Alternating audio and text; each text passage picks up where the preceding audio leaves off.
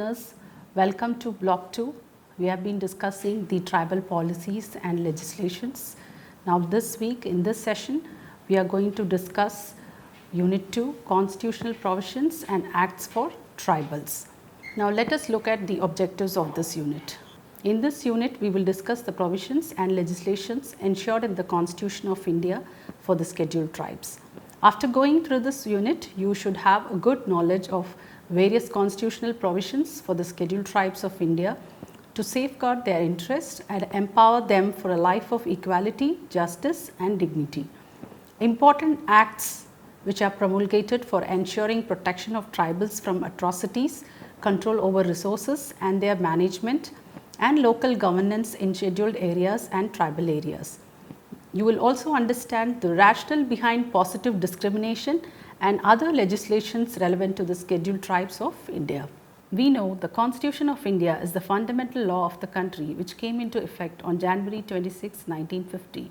It enunciates the foundational principles of governance, establishes the basic structure of government, defines the powers, functions and interrelationship of various administrative organs, and regulates the relationship between citizens and the state. It is the conscience of the nation. The Indian Constitution is the country's cornerstone of the legal and judicial system.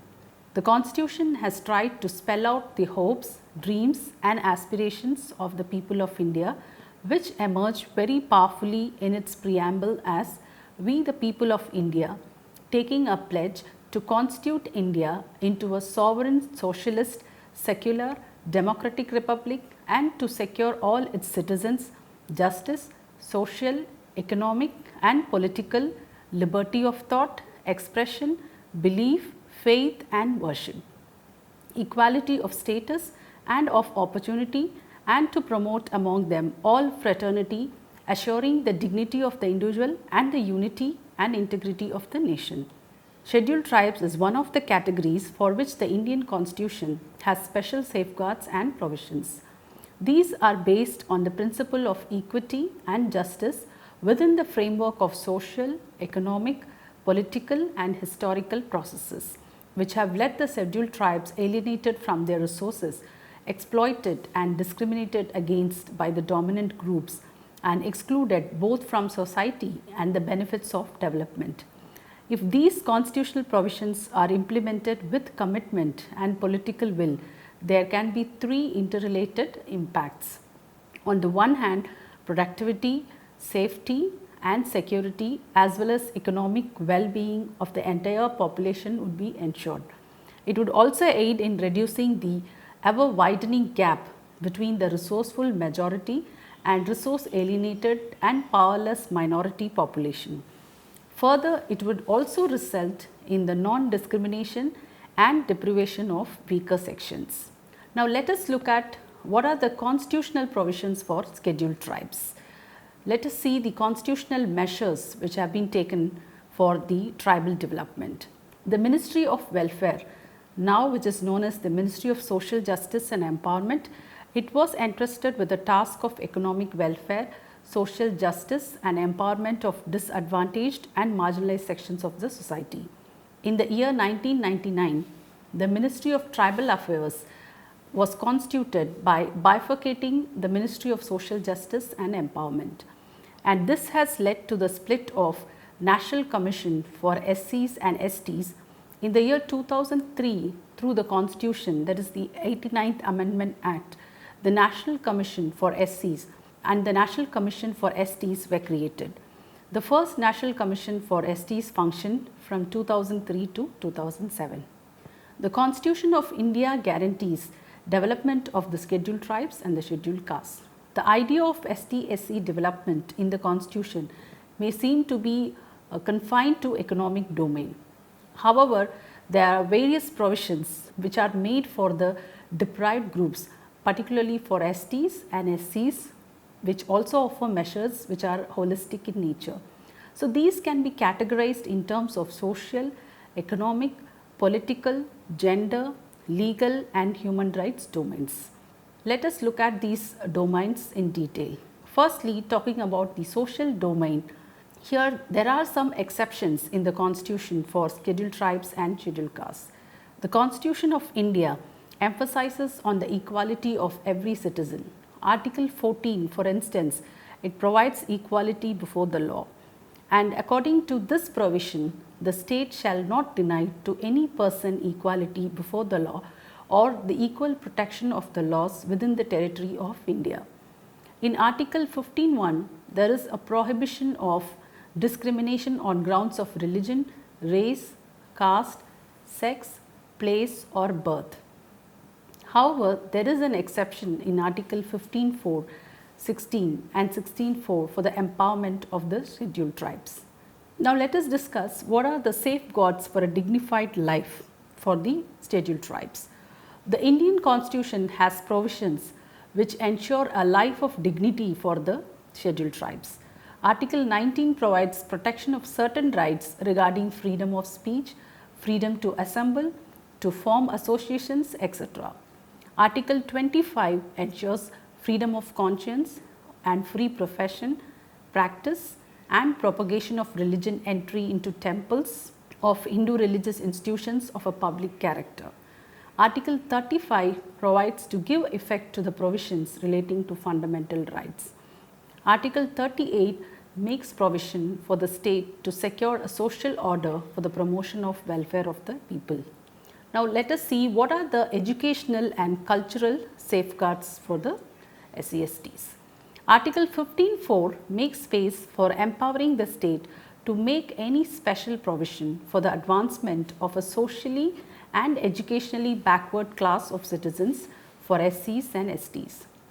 It is due to this provision that the state is enabled to reserve seats for SCs and STs in educational institutions including technical, engineering and medical colleges and in scientific and specialized courses.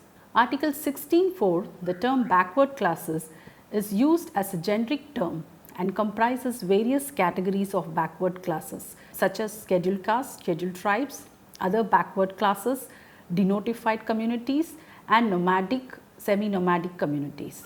Article 16 provides that there be equality of opportunity in matters of public employment, but there is a special provision for scheduled caste and scheduled tribes.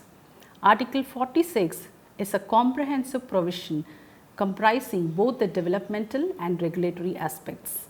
As per this article, it is the state's responsibility to promote with special care the educational and economic interests of the weaker sections of the people, particularly of the scheduled caste and the scheduled tribes, and to protect them from social injustice and various forms of exploitation.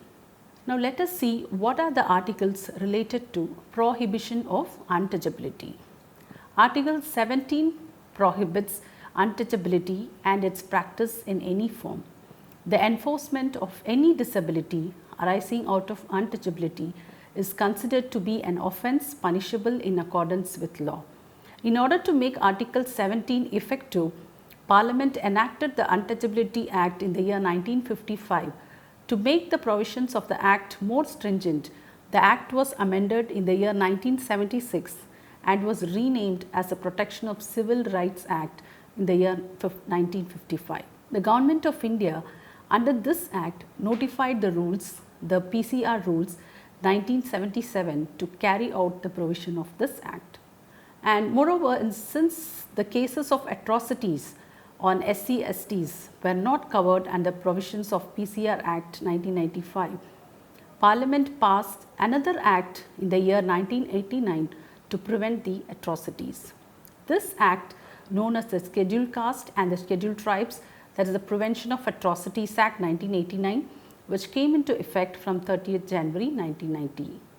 In order to carry out the provisions of this Act, the Government of India notified the SCs and STs Prevention of Atrocities Rules 1995 on 31st March 1995. Now let us look at what are the articles related to prohibition of human trafficking and forced labour. Article 23 prohibits human trafficking, bonded labour and other similar forms of forced labour and provides that any contravention of this provision shall be an offence punishable in accordance with law. It does not specifically mention SCs and STs, But since the majority of bonded laborers, they belong to SC and ST categories, this article has a special significance for SCs and STs. And in pursuance of this article, Parliament enacted the Bonded Labour System Act 1976.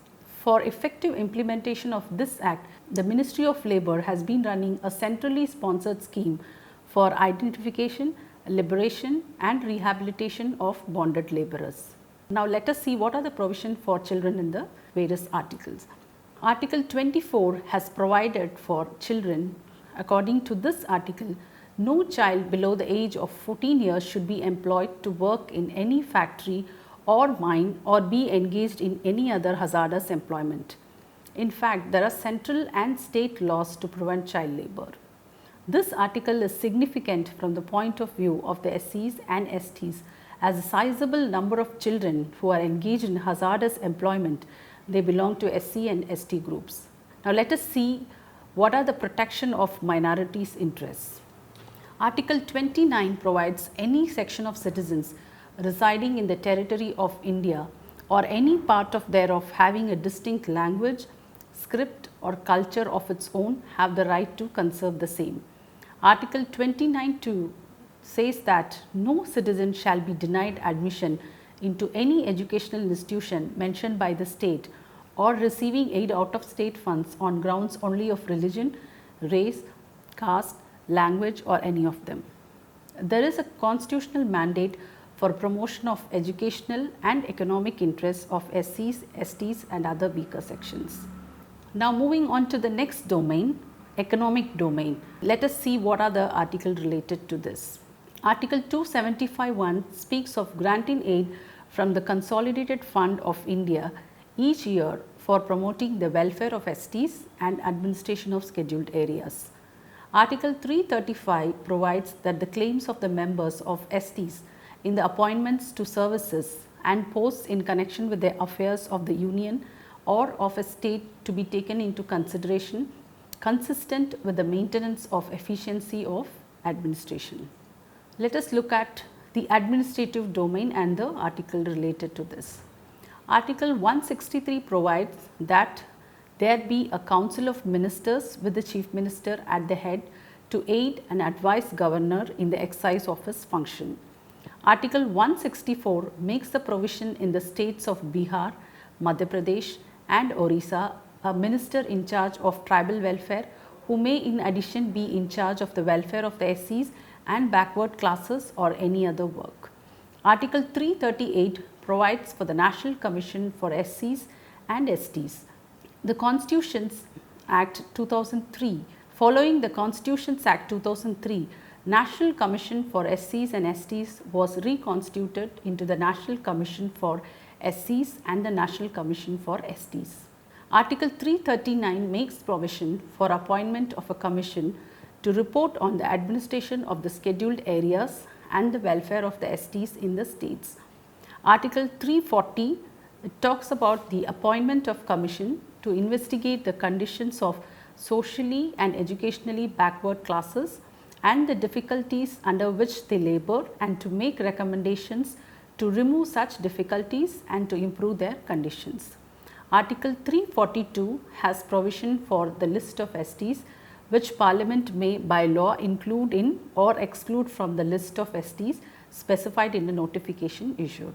Now let us look at the article related to administration of scheduled areas and tribal areas.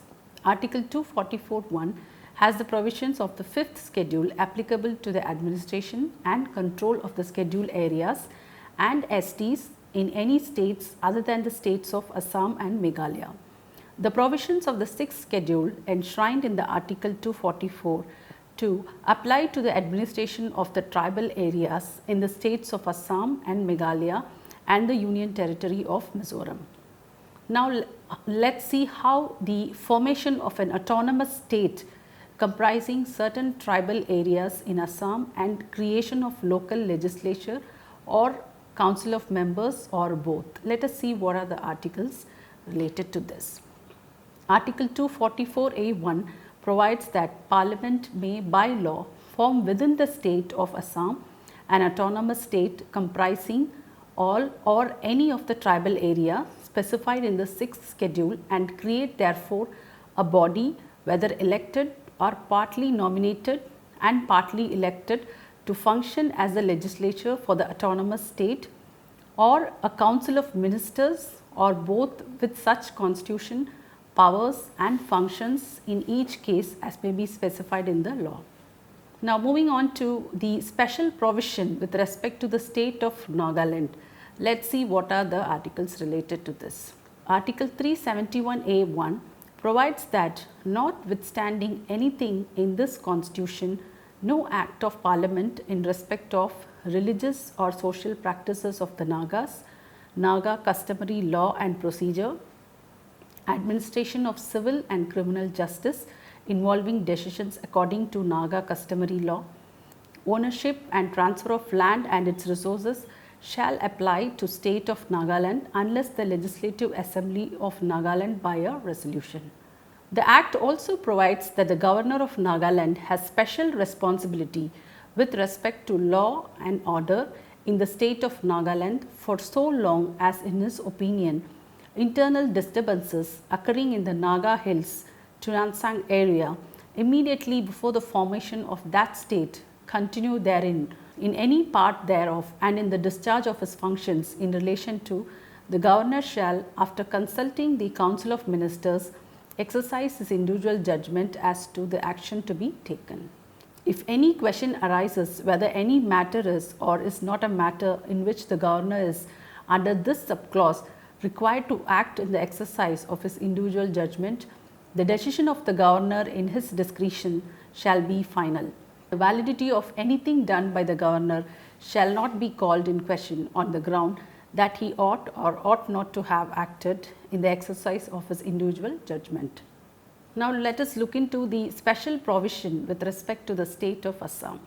Article 371B, notwithstanding anything in the constitution, the President may, by order made with respect to the state of Assam, provide for the constitution and functions of a committee of the Legislative Assembly of the state, consisting of members of that assembly elected from the tribal areas specified in the order, and for the modifications to be made in the rules of procedure of that assembly for the constitution and proper functioning of such committees. Now, let us see what are the special provision with respect to the state of Manipur. Article 371C, notwithstanding anything in the constitution, the President may, by order made with respect to the state of Manipur, provide for the constitution and functions of a committee to the Legislative Assembly of the state, consisting of members and that assembly elected from the hill areas of the state, for the modifications to be made in the rules of business of the government and the rules of procedure in the Legislative Assembly of the state, and for any special responsibility of the Governor in order to secure the proper functioning of such committee. Article 371C2, the Governor shall annually or whenever so required by the President makes a report to the President regarding the administration of the hill areas in the state of Manipur, and the executive power of the Union shall be extended to the giving of direction to the state as to the administration of the said area. Now, moving on to the next domain, that is the political domain. Let us see what are the articles related to the political domain of the scheduled tribes. Article 244(1) provides that through the 5th schedule, the administration and control of scheduled areas and the scheduled tribes in any state other than the states of Assam, Meghalaya, Tripura and Mizoram, by ensuring submission of annual report by the governors to the President of India regarding the administration of the scheduled areas, and setting up of a tribal advisory council in order to advise on such matters pertaining to the welfare and advancement of STs. Article 244(21) has special provisions through the 6th schedule for the administration of tribal areas in the states of Assam, Meghalaya, Tripura and Mizoram by designating certain tribal areas as autonomous districts and autonomous regions, and also by constituting district councils, autonomous councils and regional councils. The extension of the 73rd and 74th amendments of the Constitution to the scheduled areas through the Panchayats Act 1996, that is the PESA Act, to ensure effective participation of the tribals in the process of planning and decision making. Let us look at what are the positive discrimination against the scheduled tribes. Now let us see what are the positive discrimination measures. These are also known as the provisions of reservation, or seen as the main means of empowerment of weaker sections. There are three types of provisions under positive discrimination: reservation in the educational institutions, reservation of services and posts in the government, and reservation of seats in the legislatures. Historically, the so-called untouchables and tribals, they were denied access to education. So, the argument for reservation for the STs in educational institutions is made on the ground that due to isolation and deprivation, they were denied access to education for centuries.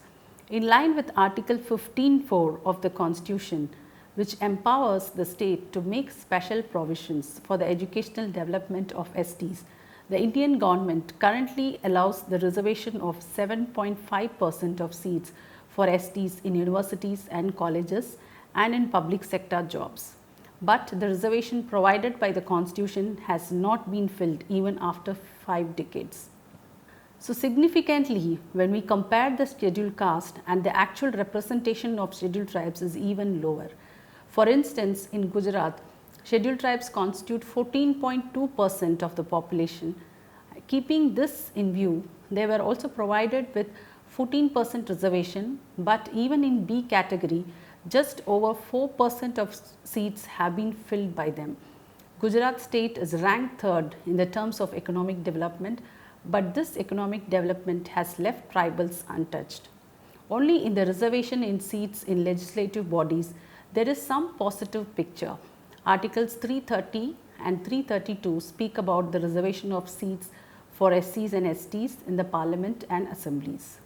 Since the seats for parliament and assemblies are earmarked as reserved seats, no candidate from the non-tribals can contest there, and thus the tribals have 100% of the reserved seats. Now let us see the 73rd Constitutional Amendment Act 1992 further provides reservation for weaker sections in the local governance units. Let us see the reservation of seats which are provided in the article. Article 330 provides reservation of seats for SCs, STs in the Lok Sabha. Article 332(1) provides the seats be reserved for the SCs and the STs except the scheduled tribes in the tribal areas of Assam, in Nagaland and Meghalaya in the legislative assembly of every state. Article 332(2) provides that seats be reserved also for the autonomous districts in the legislative assembly of the state of Assam. Article 332(3) has provision that number of seats be reserved for the SCs and the STs in the legislative assembly of any state under clause 1, the same population of the SCs. Article 332(4) provides that the number of seats reserved for an autonomous district in the legislative assembly of the state of Assam bear to the total number of seats in that assembly a proportion not less than the population of the district to the total population of the state. Article 332(5) provides that the constituencies of these seats reserved for any autonomous district of Assam do not comprise any area outside that district. Article 334 originally laid down that the provision relating to the reservation of seats for SCs and STs in the Lok Sabha and the state Vidhan Sabhas would cease to have effect on the expiration of a period of 10 years from the commencement of the Constitution. This article has since been amended 4 times, extending the said period by 10 years on each occasion. Article 243D provides reservation of seats for SCs and STs in every panchayat. Article 244 and 339 provides the administration of scheduled areas and tribal areas and control of the union over the administration of scheduled areas and the welfare of scheduled tribes. So learners, I hope you would have listened to the video carefully and you can go through from the self-learning materials carefully all these acts which are related to scheduled tribes. Thank you.